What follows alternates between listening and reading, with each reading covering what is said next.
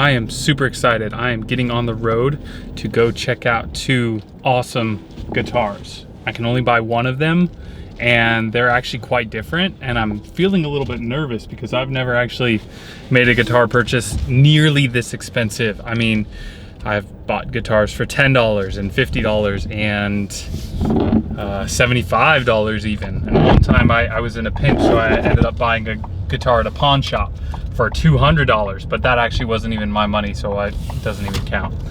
I grew up playing a Takamine, which I think was around $1,000, which it's interesting to me because back when I was a kid, you didn't have a lot of options as far as online. I don't even think back then you could order a guitar online. I mean, maybe it sounds crazy to say that, but I just don't think like e-commerce was really a thing at that point.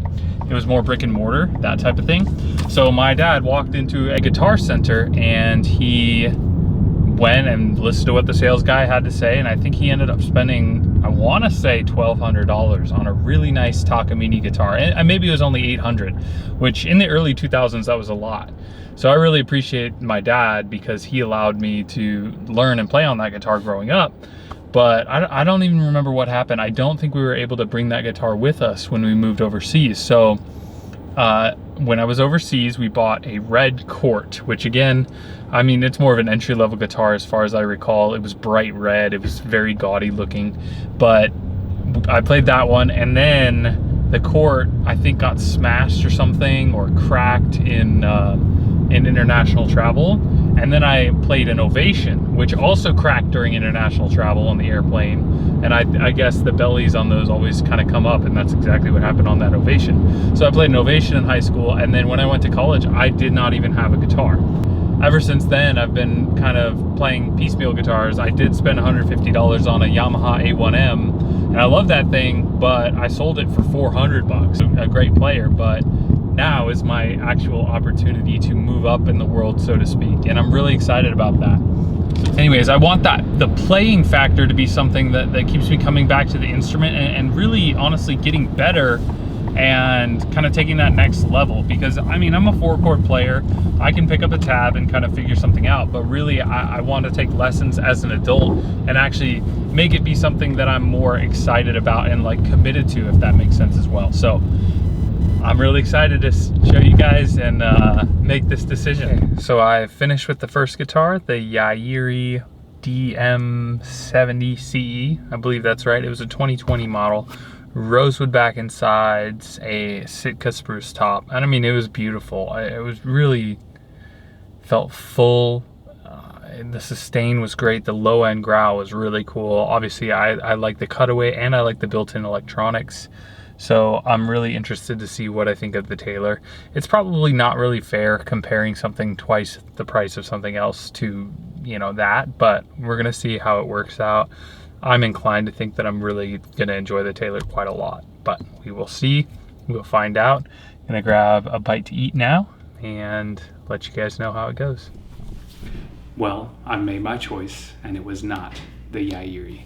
The Taylor was really, really special. Ooh, it's my wife. Yeah. So we're good. Cool. Love you too. Bye-bye.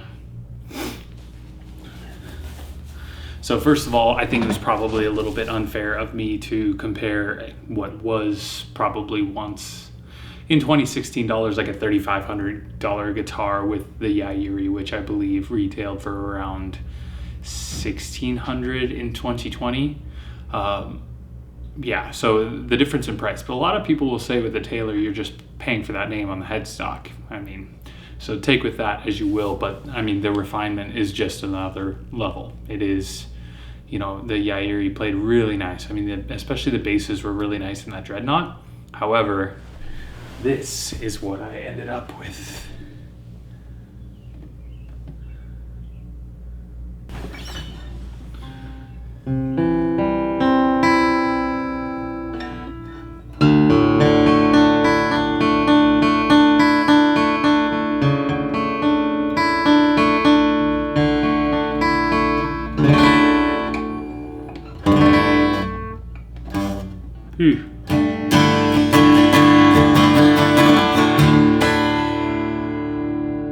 I mean, this guitar is too good for me. So just to give you an idea, let me play these back to back.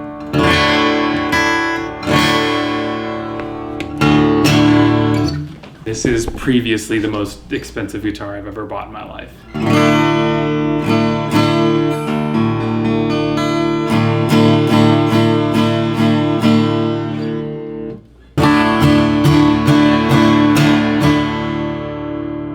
I mean, just the basses. There's still the ringly jangliness of just the strings themselves, but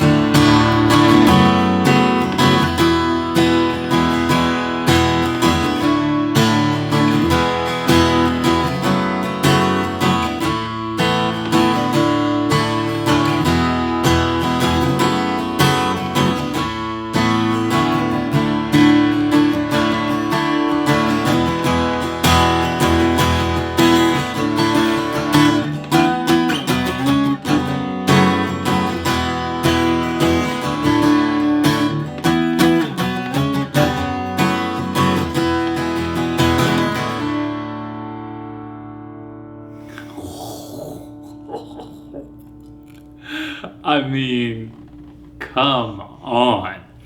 I know that probably the most fair and astute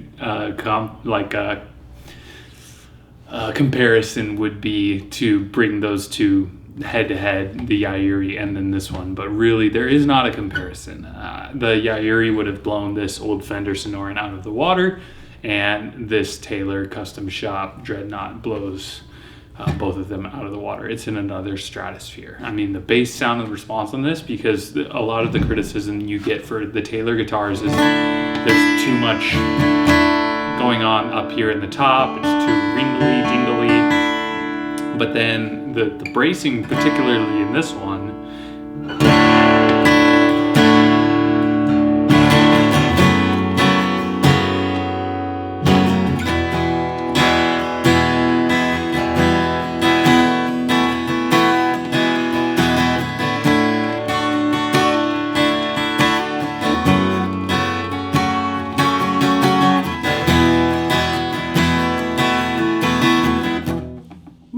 can't hit that chord, but truly gorgeous. I mean, I'm so impressed by everything on this guitar, from the aesthetics to just the sustain.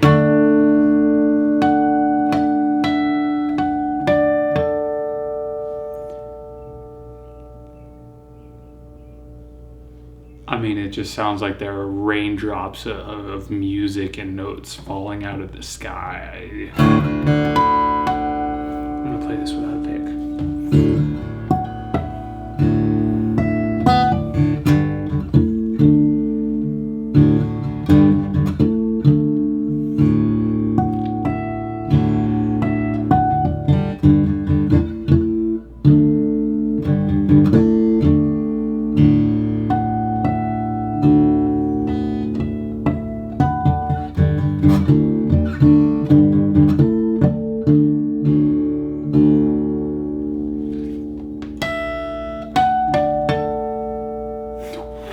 Played with a pick, that's crazy.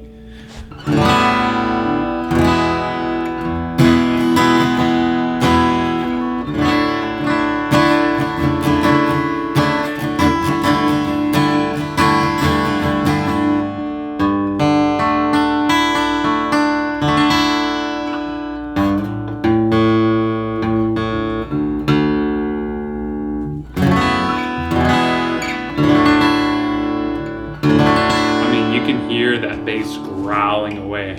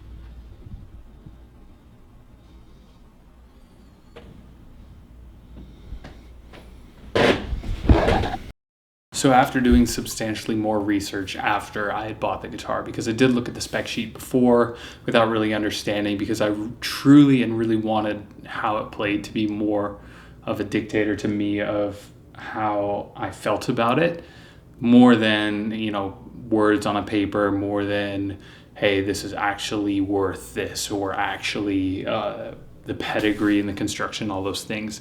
Ultimately, when it comes down to it, it matters how that guitar feels in your hands when you're playing it, what it evokes in you, what you can make it do, what it does for you. All those things kind of come into account. So I did look into the spec sheet, but now I want to go a little bit more in depth into how I think that spec sheet affects the sound of this specific guitar, because again, this is a custom shop guitar. This is not a guitar that you can buy off the shelf anywhere.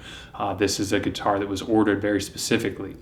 And I spoke to the person that I bought it from who ordered it themselves, and they said that they were copying the build sheet of another guy. The other guy had a Taylor, and he was a Martin guy. He's kind of talking trash about Taylor. So he came over there and he asked him, he said, well, he played it. He said, here, play this.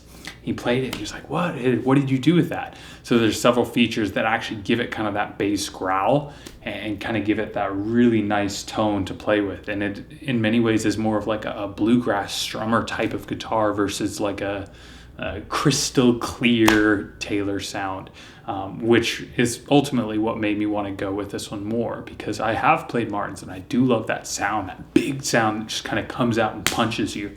And this guitar has a lot of that while retaining that clarity and the punchiness that normally accompanies Taylor. So I'm going to go through that spec sheet and highlight a couple things. So first of all, one thing I want to highlight from the build sheet is the first thing that I want to highlight about the build sheet is the bracing. Rosewood Advanced Performance Package. So this particular kind of bracing does round out and accentuate more of that bass, those first couple strings you might hear, what you might think of as a bluegrass riff from starting in your G and going up to your C, that type of playing and flat picking. That bass is so responsive on this guitar. I mean, I'll be enjoying kind of the ringiness and the lightness of those high strings when I'm playing like a D chord in standard tuning. And then as soon as I hop down to the lower strings to like play my G or to hit my E chord, it's like boom, it's really jumping out at you. So that's one thing in particular I noticed about this. Now the Adirondack spruce top as well. I've been surprised at that, and I haven't really stretched it to its limits. I haven't been doing a lot of picking and things on that yet. And I'm also interested to see, I'm gonna learn a couple fingerstyle songs just to see how this specific Adirondack spruce with the bear claw on it does respond to that. I think that's interesting. And the premium top, again, I think what the guy I bought it from said he was surprised when he opened it up and he did see the bear claw, because I think he was just expecting the regular kind of, grade A or grade AA maybe top of the Adirondack spruce, but this actually with that bear claw in it is so cool and so beautiful. And I think I'm sure without anything else to compare it with, it does contribute to the actual sound of the guitar.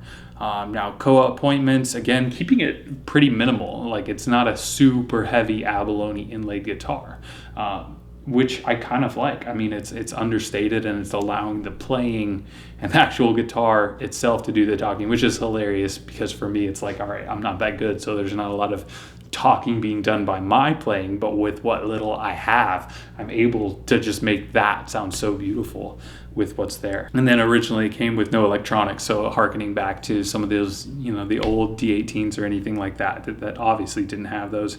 Ebony pins, bone, nut, and saddle, and then Indian rosewood all around the back and sides. So yeah, and then the koa purfling. I mean, that's just kind of cool. It's like a nice little touch. Maple's what's really common, but having that kind of dark koa on there is another little touch that I really like about it. So I'm thrilled. I'm excited about all of the many miles I'm going to play with this guitar. And this guitar actually, my daughter knocked it off the wall, so I was afraid that it would be broken. I mean,